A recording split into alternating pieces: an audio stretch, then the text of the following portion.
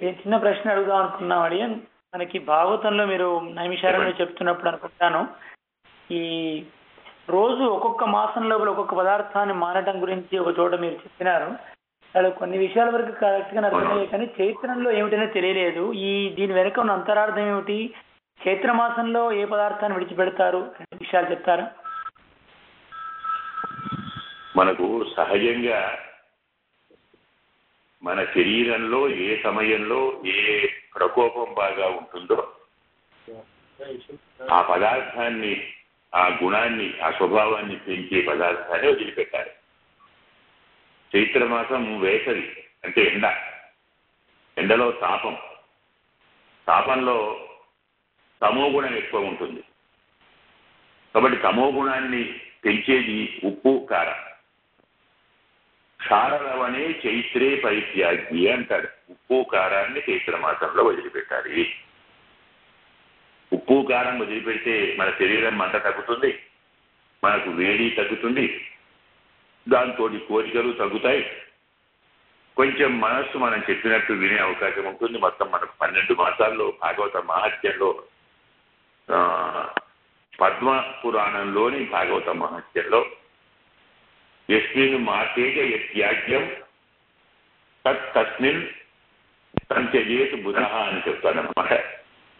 ఏ మాసంలో ఏ వస్తువు వదిలిపెట్టారో, భాగవతాన్ని సప్తాహాన్ని మీరు ఏ మాసంలో ప్రారంభిస్తారో ఆ మాసంలో ఏ పదార్థం వదిలిపెట్టారో దాన్ని సప్తాహంలో కూడా వాడకూడదు. వదిలిపెట్టి తక్కిన వాటినే పెరుమాళ్లకు నివేదన చేయాలి, మనము ఆరగించాలి అని అందులో అర్థం. చైత్ర మాసంలో ఉప్పు కారం అంటారు, వైశాఖ మాసంలో పులుపు అంటాం. పులుపు, వగరు, చేదు ఇవి వైశాఖ మాసంలో చెప్పుకుంటాం. జ్యేష్ఠ మాసంలో న్యాయంగా మనము అప్పుడు బాగా తీసుకునే పదార్థాలు ఫలరసాలు. జ్యేష్ఠ మాసంలో న్యాయంగా మామిడి పండ్లు బాగా వస్తాయి. కానీ ఈ మామిడి పండ్లు చైత్ర వైశాఖాల్లో తినాలి, జ్యేష్ఠ మాసంలో తినకూడదని శాస్త్రం ఉంది. అప్పటికి అయిపోయే కేజీ ఉంటుంది.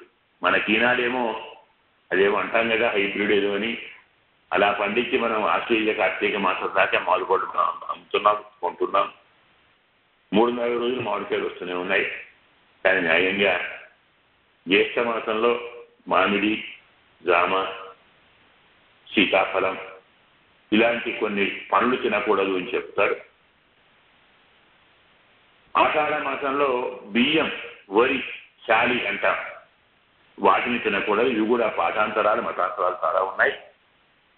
ఇలా మనకు ఏ మాసంలో మన ప్రకృతి మనలో ఏ గుణాన్ని ప్రకోపింపజేస్తుందో ఆ గుణాన్ని పెంచే ఆహారాన్ని వదిలిపెట్టే మనస్సు మనం చెప్పినట్టు వింటుంది. అప్పుడు పరమాత్మ యందు భక్తి నిలుస్తుంది.